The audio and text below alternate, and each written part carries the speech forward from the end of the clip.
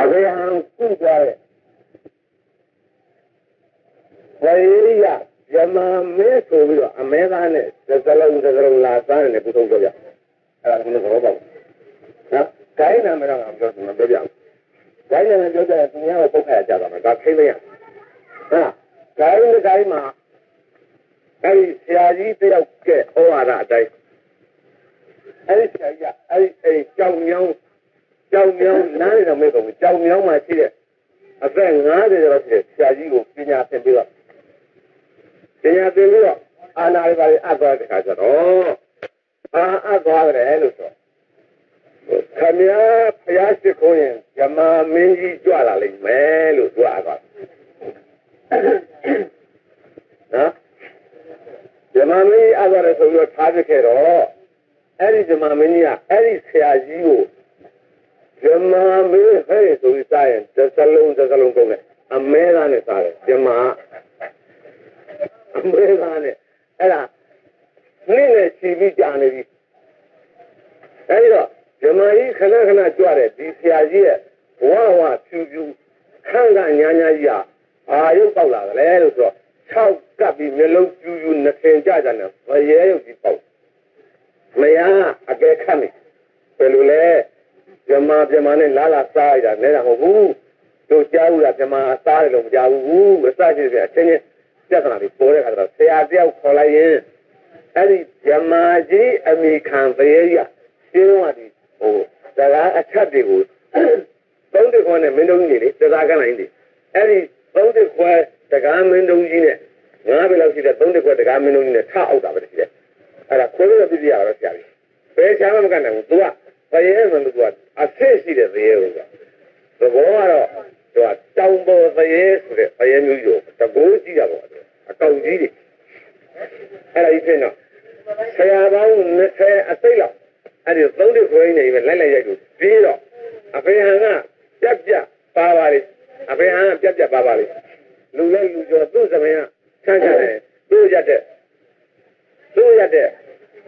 သမင်ရောက်ရှိတယ်သမင်ကအဲ့တော့ပါပြကလေးကောင်းကောင်းလေးနဲ့ဆိုတော့အဖေဟန်လည်းလာအောင်ဘေးရလူတွေကပြောတယ်ဟုတ်လား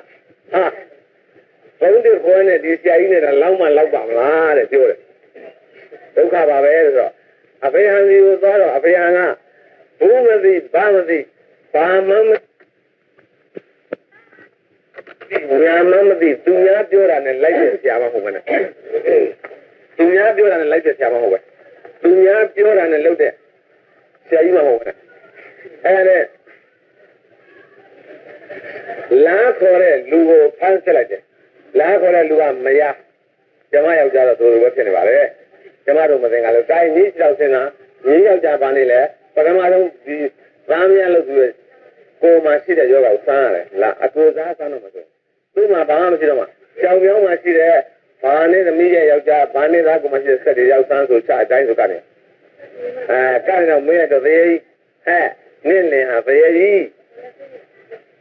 ကျမတို့လည်းထင်တယ်သေကြီးရဲ့ဒါလေးဘယ်လိုလုပ်မလဲဒါမှကုပါသားပါဘောဆယ်ချပြပါရပါမလားဆရာကြီး3 9နဲ့လိုက်တယ်ဘယ်လောက်ပေးမလဲရရင်အဖေအလို့လည်းကပိုက်ဆံကိုတင်းတောင်းတောင်းအောင်တောင်းတာ30ဆိုတာပို့ကြောက်တယ်နော်မင်းတစ်ခေတ်ကြီးကျရင်အကန့်အသတ်မရှိထောင်စီတောင်းတယ်အဲ့ဒါနဲ့သိနေကြောင်ပေါ့ကွာကြိုင်ဆိုရှင်ပွဲငါးပွဲထိုးလိုက်တာဟုတ်လားအဲ့ဒါပယောဂကိုကုရမဟုတ်ဘူးအစွဲသူတို့ပြောတဲ့အစောက်ကြီးကိုချွတ်လွှဲတယ်ပြီးတော့ကုတာငွေ900တောင်းတာအဖေကမတောင်းရင်မကုချင်နေလေဘယ်ချမ်းမှမလဲတော့နဲ့အဲ့လိုစားတချို့ကပြောသေးတယ်ဆက်လန်းဆရာတွေကပိုက်ဆံမျိုးဘာလို့ပြောတရားမဖြစ်ဘူးခမင်းကျိုးကုရပါ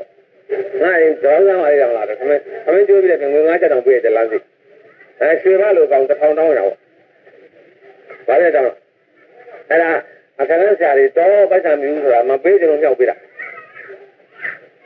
အဲ့ဒါနဲ့အဖေကကြောင်မြောင်းလာတဲ့ခါကျတော့ဟောပြေးစကအမလေးဒီဆရာကြီးကအိမ်သားပါလိမ့်ဗျဒုက္ခပါပဲ3 9နဲ့တော့တွေ့တော့မှာပဲဆရာကြီးကလည်းပါလိမ့်ဆိုတော့အဖေကအိမ်ဝဝင်နေထားဆိုအတွင်းထဲပြတ်သေးဆိုဆက်ပြလိုက်အဲ့ဒီဟာဖြတ်ရင်ဘာမှမရဆက်ဆိုတာဂိုင်းတိုင်းလည်းမသိဆ ဆက်ပြမှလည်းမသိအခုအဲ့လိုဆက်ပြလိုက်တော့ဆက်ပြပြီးအိမ်မှာဝင်တော့သူဘာလို့လုပ်မရဘယ်လဲကမင်းတို့ဂျမိုင်းကနေတဲ့လူဆက်လက်ဆမ်းမအောင်ဆိုပွဲတွေပါလေအဲ့ဒါပြေဆွတ်လာတော့သူယူရပါ ခါလိုက်ဆိုရင်ဒီဆရာရောက်လို့ပွဲပြင်နေတဲ့တခါတည်းဟော3 9ဝင်လာပြီဆိုရလူကဆိုအတင်းကြီးဆရာပြေတချို့ဆဲလို့ဒီတိုင်းကအဖေဟန်ကဆက်ပြပြီးလှုပ်ရှားကြလို့ဘယ်မလဲกว่าလဲမင်းတို့ဆရာလိုင်း3 9နဲ့လိုက်ရိုက်တယ်ဆိုတော့ဇမကြီးထောက်လိုက်ဆောင်အောင်กว่าဆိုထွက်လာထိုင်နေတယ်နာမဘလူရဲ့ဥဘလူခေါ်လိုက်တယ်ကြာမမေ့လားမမေ့တယ်ဒါပဲတိုင်းခင်ဗျားကဇမကြီးပြင်တာလာဇမလာပုံလေးကြည့်တာရှူးရတဲ့ဟဲ့လားရှူးနေအသက်ရှူတာဇမအသက်ရှူတော့ပြင်းတယ်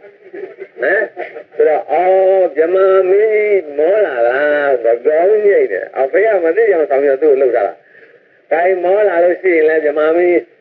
ခဏအပြင်ထွက်ပြီးအနာယူပြဆိုတော့အမှန်တော့ထွက်လိုက်တယ်ဘေးကပြဿကလည်းတခါတည်းဒီပထေးတွေသုံးတယ်တွေပေါ့ငါကြည့်ဒီဘက်တော့ဒီဘက်တော့တက်တယ်ကျွန်တော်လည်းငါတမကွာကျန်တယ်မင်းလုံးလာအဲ့လိုထမ်းလိုက်ပြီးတော့ဘလူပေါ့ကွာခင်ဗျာဇမာကြီးဆိုတဲ့ပုဂ္ဂိုလ်ကြွလာသိလားကျွန်တော်တို့လူသိကြောက်သွားတယ်ဆရာတစ်ချက်လက်ကလေးအိမ်မက်တို့ဖြစ်ပါ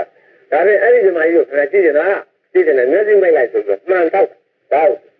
တို့လည်းမျိုးလေးတွေဟာအဖေဟန်တို့မူအတိုင်းဖဲတော်အစ်စ်နဲ့ထိုးရတဲ့ဂိုင်းမှန်ရဲ့ဟဲ့ဆိုလည်းမျိုးနဲ့ပြောတော့ဆက်စစ်နဲ့ပြောရောက်တယ်အားရှိတယ်အကုန်လုံးဆက်ကဟဲ့လားလုတ်တယ်လို့မြင်လိုက်စမ်းဆိုရင်ထိုင်နေတယ်မျက်စိမိတ်တာအရှိမဟုတ်ဘူးအဲ့လိုပြရတယ်ဆက်ကောင်းရင်သမကောင်းတဲ့လူကိုသွားထုတ်မိကြရင်လည်းအဲ့ဒါလုံးလို့မရဘူးလို့ဒါလိုဖြစ်တတ်တယ်နော်အဲ့တော့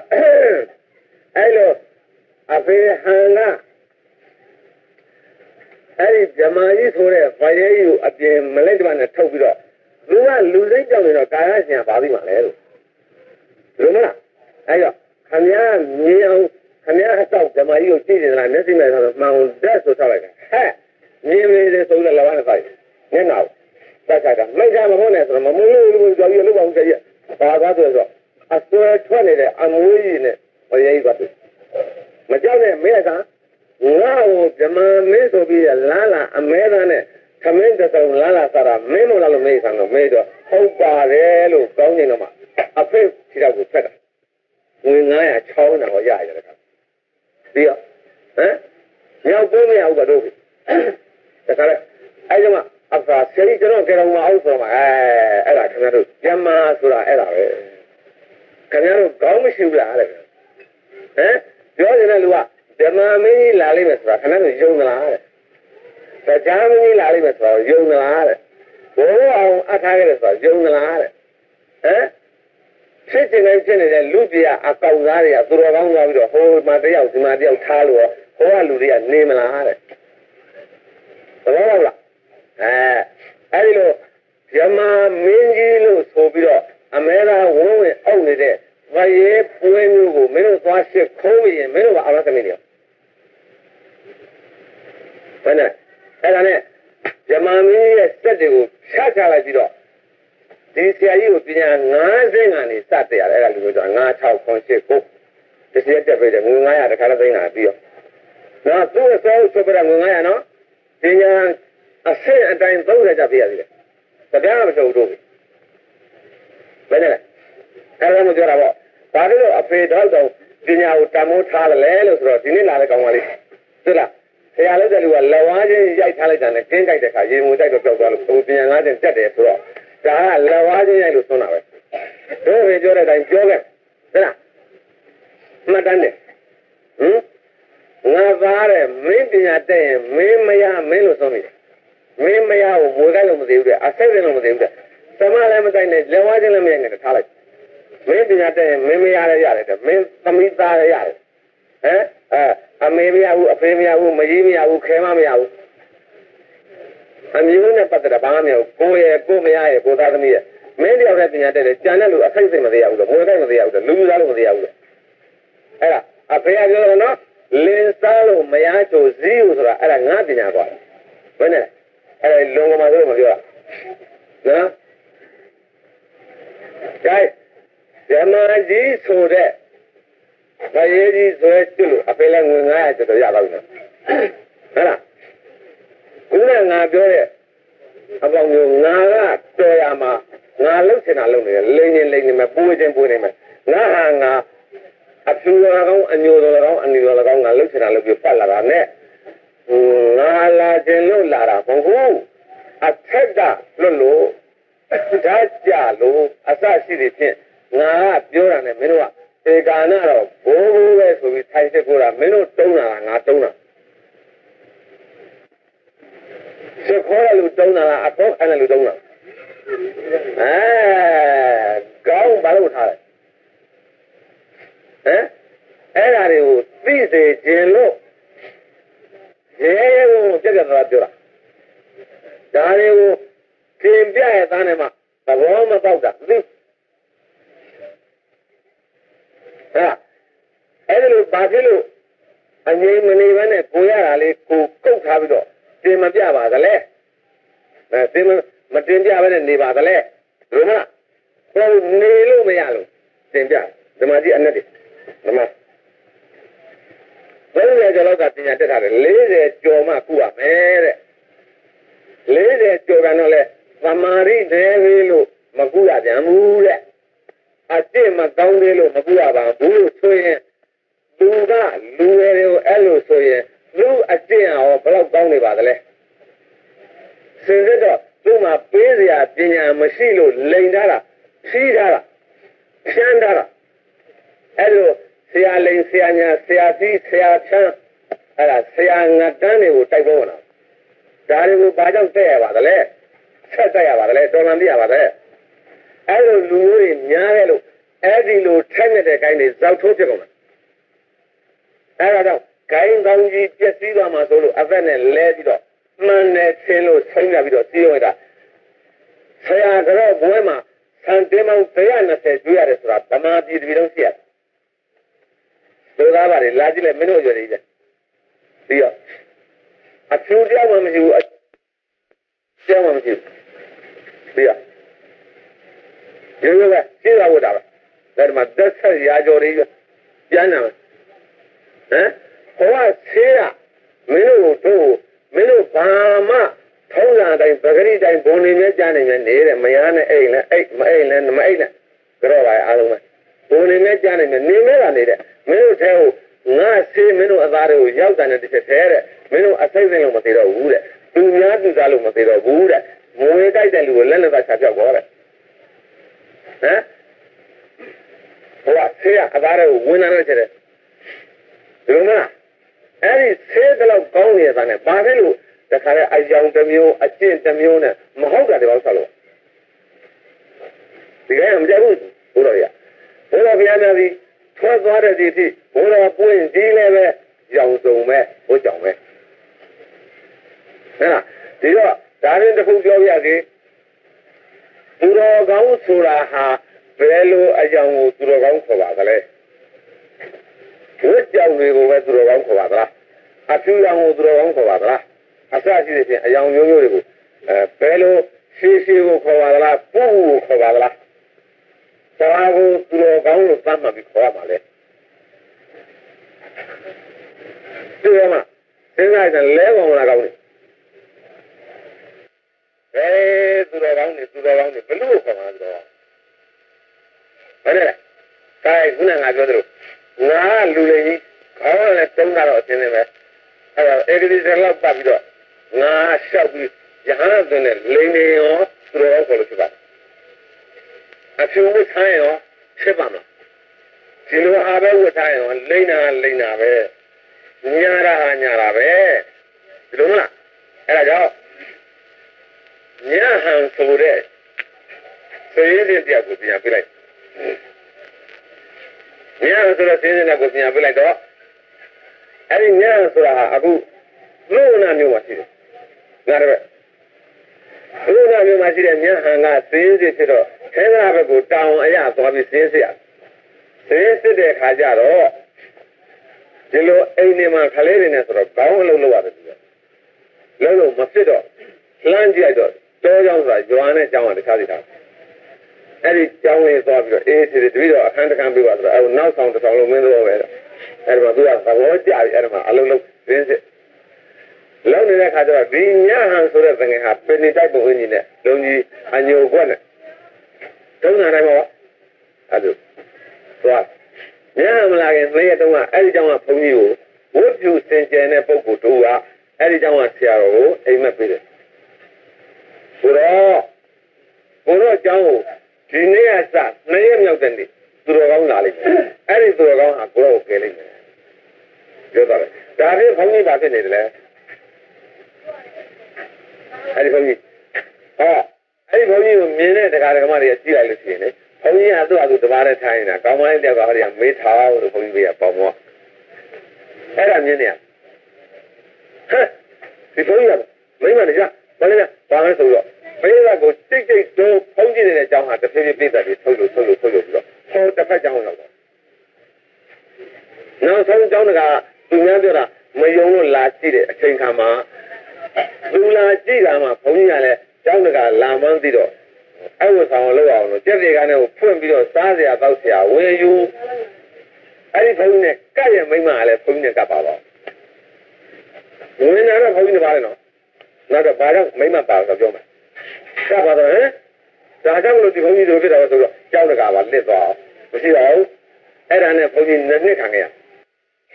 သူဆုံးသူချက်စားရတယ်ဘောကြောင့်ဘယ်လိုမှမသိဘူးခါကြဆင်းသွားတာဟုတ်ကျွေးတောင်းသူများတွေဖယိုဖျက်ဖြစ်တာကိုမချိပြုံး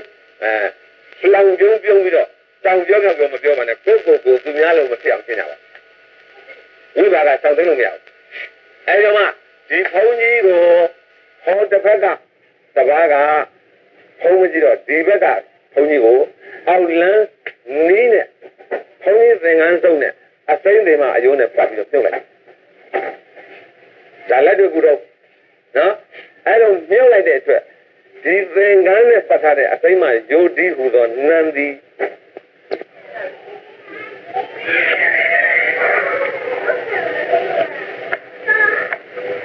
ဒီလိုစားရစေဖို့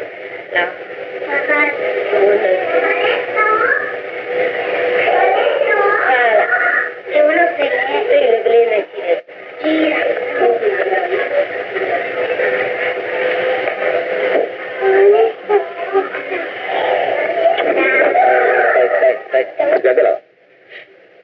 အဲ့ဒီမှာခုနဝတ်ပြုစင်ကြယ်အဲ့ဒီဆရာတော်ကိုအိမ်မပေးတယ်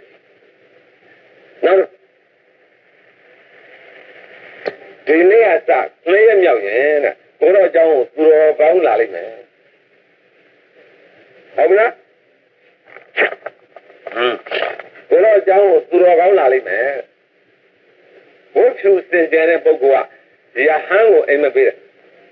အဲ့ဒီပြောတဲ့2ရက်ကြီးမှာမြတ်ဟန်เจ้าရောက်သွားတယ်ဒါဟိုဂိုင်းအနေနဲ့မပြောဘူးနော်ဒါကိုယ့်ကိုယ်ဝမ်းကြည့်ပါညလည်းရောက်တော့ညဟန်ကဘယ်လိုနေတယ်လဲသရင်းစစ်တဲ့ခလေးလေး4ယောက်ရှိတယ်သူမှာအသက်ကတော့35နှစ်6နှစ်ဒီလိုကသူ့လိုကိုလိုပဲအဲ့ဒါနဲ့ညဟန်ကိုသူတော်ကောင်းလာလိမ့်မယ်ဆိုတော့ရက်ကြတော့ညဟန်ဝင်လာတာကိုဘုန်းကြီးကသူ့ကိုနည်းနည်းလေးမှသူတော်ကောင်းလို့မထင်ဘူးဘုန်းကြီးမြင်လာလဲသူတော်ကောင်းဆိုရင်တော့ဒီခါလဲကြာနာပေါ့ကွာအဖြူနဲ့လာမလားအညိုနဲ့လာမလားအစရှိတယ်ကျိုးဆိုးနေတယ်အသက်အရွယ်ကလည်းကြီးပေါ့ကွာဒီလိုကျိုးဆိုးနေတယ်တော့ဝင်လာတာမြတ်ဝင်လာဒါနဲ့အိမ်မက်ပေးတဲ့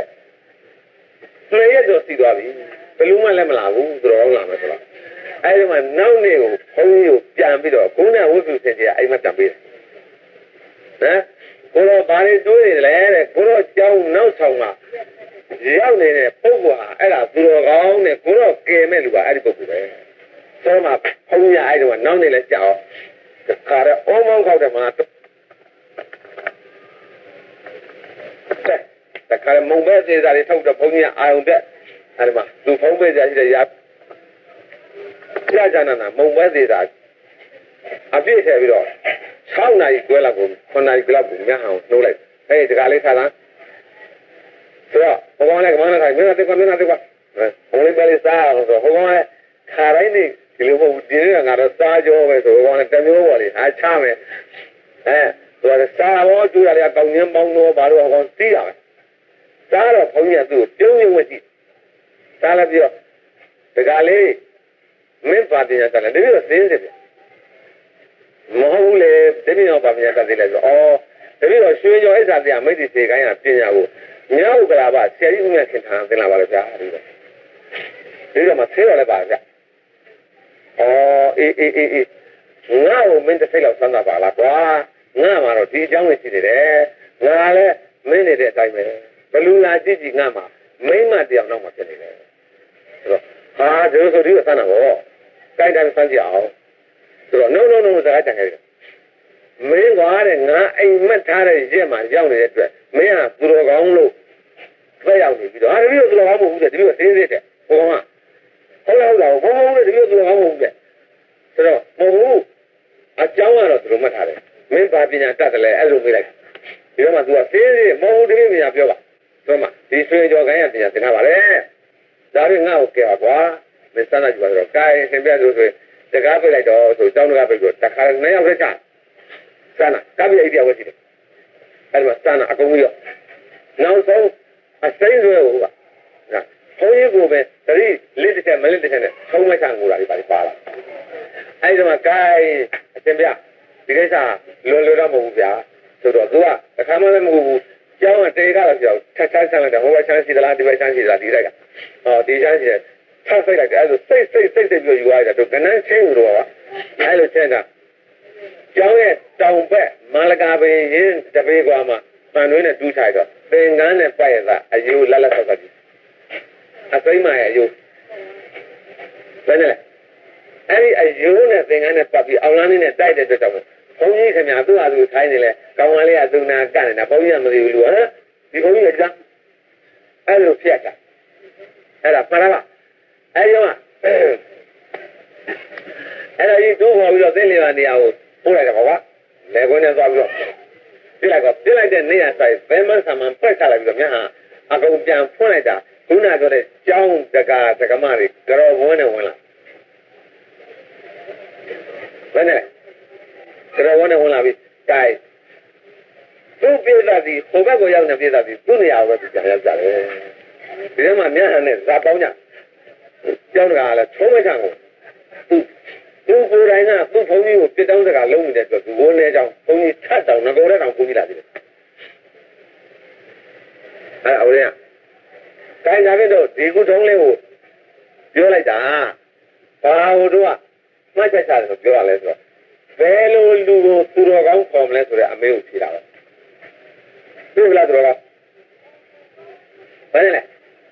ဘာရောင်နဲ့ဖြစ်ဖြစ်သူတော်နှလုံးထားတယ်သူများမကိုပါဘူးကြော်ရမစားပါဘူးသေတဲ့ကိုသေချေဝါဖြစ်ကလွေမတော့မစားပါဘူးလေသစ္စာဆိုပြီးလေပင်ကိုစိတ်ဓာတ်ကလည်းဖြောင်းမြောင်းမမနဲ့ဘတ်တော်ပေါ်မှာကဲတယ်လို့တဲ့ဆန္ဒကိုရတယ်လို့ပေးလို့တဲ့ဆန္ဒကိုပညာသူကြီးကိုချင်းကိုနဲ့ဆက်ပြီးတရမ်းနဲ့ထားနိုင်တဲ့ဆန္ဒတယောက်တယောက်ကိုကြော်ပြီးလွှမ်းပြီးတိုက်ပြီးခိုင်းပြီးယုံတင်လေးနဲ့ထက်ခလဲနဲ့မိုက်ကြည့်ကြံမကြည့်တဲ့စိတ်ငါစင်နဲ့ဝင်နေတဲ့ကောင်ကအကုန်မြင်တာတချို့ဘာမုတ်တာလေးနဲ့တယောက်တယောက်ကိုဒူးနဲ့ခြေလေးခိုက်မိတာနဲ့မိုက်ကြည့်ကြံကြည့်တာတို့အန်ကျိတ်တာတို့ဒါဒီပညာနဲ့မကန့်ဘူးအဲ့ဒါမျိုးပါရင်ဘုန်းကြီးတို့အိမ်မပြတ်မဟုတ်ဘူးအဲ့ဒါမျိုးမပါတဲ့အတွက်ဘုံတော့ကြောင်းသူတော်ကောင်းရောက်နေမယ်ဆိုတာမြတ်ဟန်သူတော်ကောင်းဖြစ်နေပါဘူးဘယ်နဲ့လဲဒါပြင်မြတ်ဟန်သူတော်ကောင်းဖြစ်ရင်မြတ်ဟန်စိတ်ထားမျိုးသူစင်တဲ့လူတိုင်းပါလဲဆိုတာမင်းတို့ကမလို့တွေ့ကြည့်တွေ့ကြတော့အဲ့ဒါလေးကိုခံပြီးပြောနေတာဒါလေးစမ်းမိလို့ဟုတ်ကဲ့မ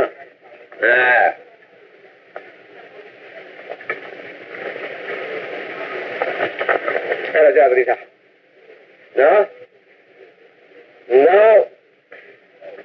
ဒီပညာဒီတိုင်းဒီဆေးနဲ့တို့ပြောတာဓမ္မရိကနော်ဒီရင်ကိုင်းကြောင်းမပါဘူးရွှေကျော်ကိုင်းသားချင်းအတူတူရွှေကျော်ကိုင်းလို့နာမည်တတ်ထားတော့လေဒီဆေးအစ်စ်မဟုတ်ရင်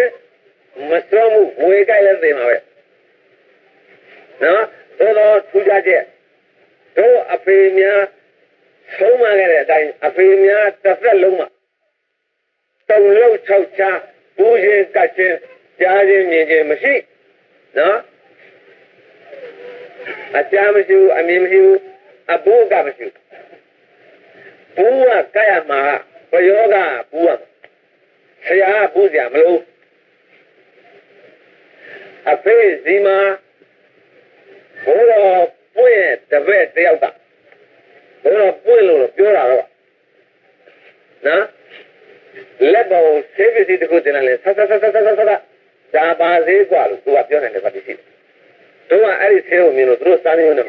မစမ်းတတ်ဘူးလက်ပေါ်တင်ခွဲခွဲအဲ့တို့စမ်းလို့ဒါနဲ့သူတို့ကတင်ညာလာလက်ထက်ကောက်တယ်ဆက်ဒါပါသေးกว่าအဲ့ဒါကိုသူတို့ကဘိုးတော်ပွင့်တက်စီပြီးလာပြောတယ်လို့ယူဆတယ်နော်အဲ့ဒါကိုဖြစ်စေကျွန်တော်ငါလည်းပညာ၄ဆင်းလောက်အရောက်ပါအဖေအဲ့လိုကျွန်တော်ကိုဆရာကြီးတွေပူအောင်လုပ်ပေးပါလားအဖေအဲ့လိုဘိုးတော်ပွင့်တပည့်တယောက်ကအဲ့လိုပဲပူတယ်ဆိုတော့ငါတော့အဟုတ်ဘိုးတော်ပွင့်ပူတယ်မှလို့တော့အဖေဒီမြောက်ကလေးကအိမ်မက်တကတဲ့အိမ်မလောက်ကြည့်တယ်ကိုကကိုလူပူတယ်အဖေအဖဆရာကြီးများပြသားတော့ဟိုလာကြွတော့ပြီးတော့ပူလောင်ကြပါခင်ဗျပူလားငါရတဲ့ခါကျရှေ့တော့လို့လာပြီးတယ်လာလို့တေချာရတဲ့မဟုတ်ဘူးယူထားနေတာတယောက်တည်းအဲ့ဒါကိုအဖေစီကိုတခါတည်းဒုံးတိကြီးသွားပြီးတော့မေးချလိုက်ကြအဖေကဘယ်လက်ကတော့အမျက်ဆန်တို့ဆိုဒီလိုမှထိုင်ခဲ့ထားခဲ့တော့ညာဘက်ကြောက်ပေါ်မြောက်တာသိမထားလိုက်အဲ့ဒီမှာမင်းကပူးကျင်လို့လားဟုတ်တယ်ဖေအဲ့လိုကျွန်တော်ပူးကျင်တာပေါ့လို့ဟိုလူလည်းပူးတာပဲလို့ဆိုပြီးတောင်းလဲဒီလိုမျက်စိတွေပဲလှည့်ပြီးအလစ်မှာကန်ထိုက်တာပူးကျင်အောင်ဆိုပြီးကန်ထိုက်တာမျက်ဆက်ကိုကန်တယ်ကြောက်တော့ဒီမှာသိတော့နှစ်ထင်ကိုထိတော့မထားဘူးပေးနေတာအဲ့လိုပေးကပ်ပြီးတော့အကန်ခံအဆဲခံမေးလာလို့မင်းတို့ဖောက်တယ်ချပြရတာပေါ့ငါသားတွေကဲခတ်ကြည့်တယ်ငါအဲ့လိုကန်ရင်ပေါက်ဆိုင်နဲ့ပြန်လို့ပေါက်လိုက်မယ်သိရပါအကျော်တွေပေါက်လိုက်မှတင်တဲ့တချို့တွေလူတိုင်းတော့မဟုတ်ဘူး။ဘာသာငါမီးရတဲ့ခါလေးငါလာကြည့်တာမိုက်ကြီးအိုင်တင်ကြီးလက်နောက်ဆောက်ဒါပါတော့